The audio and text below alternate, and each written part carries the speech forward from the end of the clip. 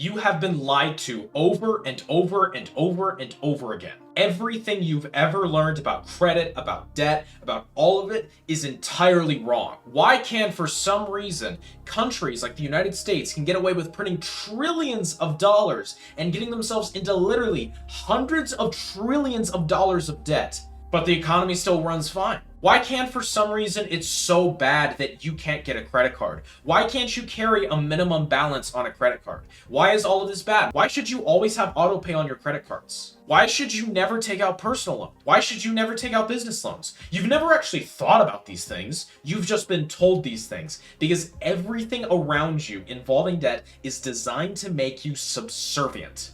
It is designed to make you a good little boy or girl and contribute your basic meaningless contribution to the system that designed you to put you here. And it is designed you to make you a worker bee that will do the same thing over and over and over again, which makes big banks and big government the most money. If you're tired of getting scammed, I got good news for you, because in today's video, I'm going to be exposing the lies about debt. It's so bad, it's unbelievable. I'm telling you guys right now, it is entirely possible to take out hundreds of thousands, even millions of dollars and never pay it back at no risk. And I say this and people lose their minds. But if you actually are different, if you actually are special, if you're not one of the drones, one of the worker bees that the system has designed you to be, I would highly recommend you go ahead and watch till the end of this video, because I am going to explain everything that I'm saying right here. I'm going to explain to you my personal credit journey and how I use the credit system and how I leverage the credit system against itself, and I cash out unbelievably. And I'm going to teach you how to do the exact same in today's video. So what we're going to do is we're going to watch a couple videos about debt. These are the big known videos. These are the ones that everyone knows, and it kind of condenses everything that I'm talking about into a set of videos. And I'm going to be debunking all of these gurus here today. This video actually originated because one of the members of my private community, aka the credit hackers, actually asked me why I'm so against the average normal standard of debt and why so much of it is wrong, and why I teach so many things inside of the private community that has literally made them thousands of dollars. They can get access to any kind of funding they want. They can get a quarter of the interest rate of any kind of mortgage or any kind of loan or whatever they want. And if you guys are interested in actually learning how to do the same, I would highly recommend checking out my private community with the first link down below. And if you guys actually want to get access to my completely free case study, where I have an entire case study essentially explaining how I rebuilt my credit from literally a credit score of 4, and how I can now take out of my $260,000 monthly credit limit hundreds of thousands of dollars and not pay it back, use it for whatever I want, and then when the debt collectors call, just tell them to fuck off, and then they do. And I'll teach you how to do that exact thing, but we're going to get into some videos real quick. No debt. Zero. And every time my credit card comes in every month, every cent is paid off because I live in fear of debt. I didn't get to bankruptcy, but I got very close, and it scared the living shit out of me. I have no debt. So, number one, he has no debt, but he feels more than inclined to give people debt on Shark Tank. He feels more than inclined to give businesses debt that they have to pay off on Shark Tank. Why do you think? Debt is what makes the economy move. If he never gave any of those businesses any kind of debt, they would, number one, have no incentive to actually grow the business. Number two, they would have no resources to grow the business. And number three, they would have no incentive to work with him. So what he's telling you right now is essentially the peasant tier version of debt, which is, oh, I pay off my credit card instantly. I always pay my credit card. But he even said it. He almost went into fucking bankruptcy anyway. So it's not like that advice did much of anything for him. So just think about that when we go into the next video. Do you say debt is bad because for the average person, that is a good principle to live by? More debt equals more risk, period. After I went broke, I had to analyze and go, okay, what went wrong here? See, I had never lost money on a flip. I was not behind on the notes. They just called them. They had. So number one, if you guys know anything about debt, you've probably heard about Dave Ramsey, and he's actually the guy who I was most excited to make this video about, because I genuinely believe that literally everything he's ever said about when it comes to taking out debt is wrong. I don't agree with his principles with paying off debt. Well, kind of. I don't think you should even ever pay off debt, but I'll explain that a little more later. I think you should just tell these creditors to fuck off, and like, what are they going to do? Sue you? Okay, come sue me. I don't have any money. That money's over here. Oh, you have to get that money over there? How? I don't know. It's not mine, but you spend it. I don't know.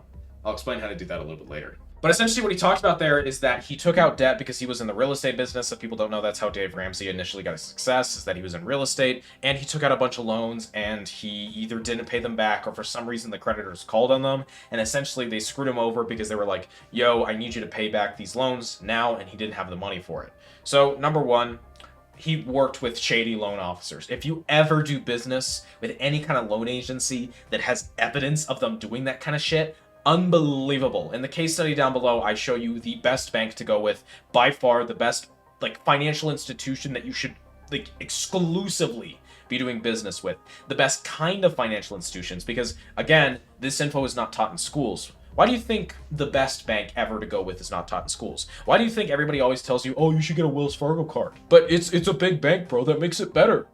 So what does it matter if it's a small bank or a big bank? The money that you spend is your money anyway. It's not like you're going to have any more or less access to it if it's a huge bank compared to a small bank. Think about this. Why would you ever do business with Chase? Oh, but Chase isn't a bad bank. Why? Oh, but you're supposed to go with the big banks. International transfer rates, bro. With my bank that I show you in the case study down below, international fees are free. With my Wells Fargo account, they're 3.8%. You're not taught these things in school. Why do you think?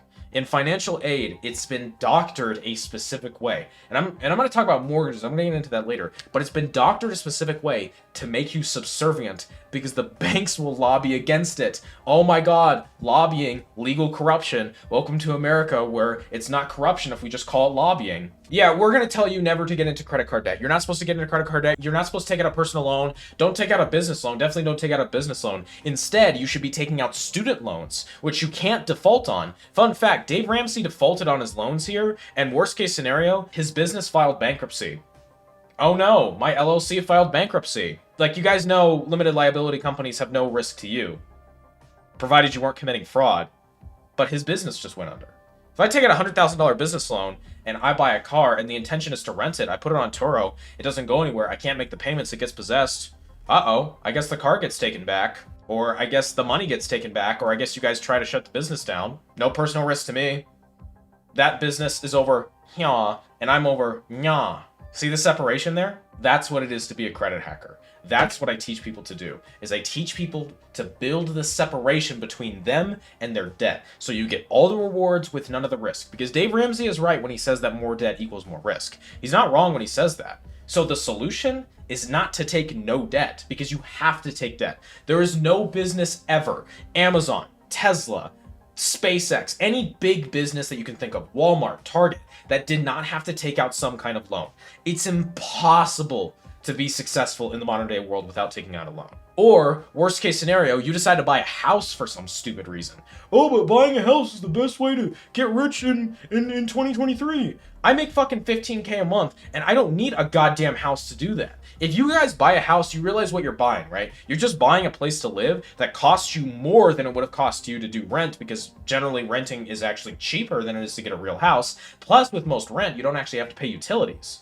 Did they ever teach you that in your financial aid class? No. Did you ever go to Zillow and figure that out for yourself? No. But you can go to Zillow. I guarantee you, in your area, any area, especially any big city, it's far cheaper to rent than it is to buy. You know why people buy property? 2 reasons. Number 1, so they can have an asset worth money.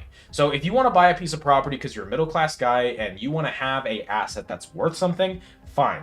Buy a house. It's not a bad call. I would buy a car. I would put money in a business. I would have a credit line, but hey, maybe you want to get a lower interest rate. Maybe you want to have somewhere to live. Fine, whatever. Okay, do that. Do it that way. But the current housing interest rate is 6.5%.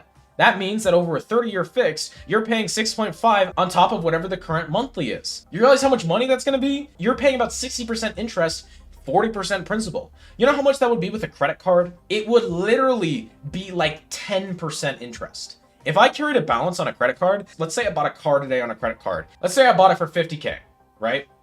And let's say I did the minimum monthly payment, which on my cards would probably be about $700. Only about $100 of that is interest. And you pay it off in less time. So how do credit cards make their money? Credit cards rely on you just not paying them. When you don't pay them, that's when they rack on the extra fees. That's when they rack on the missed payment fee. That's when they rack on all the different kinds of fees. But if you buy something with credit, or with a loan of some kind, like a business loan, or a new business loan, or a solo venture loan, or a commercial loan of any kind, the entire liability is moved away from you because now you don't own this thing, which is good. Your business that you own owns this thing.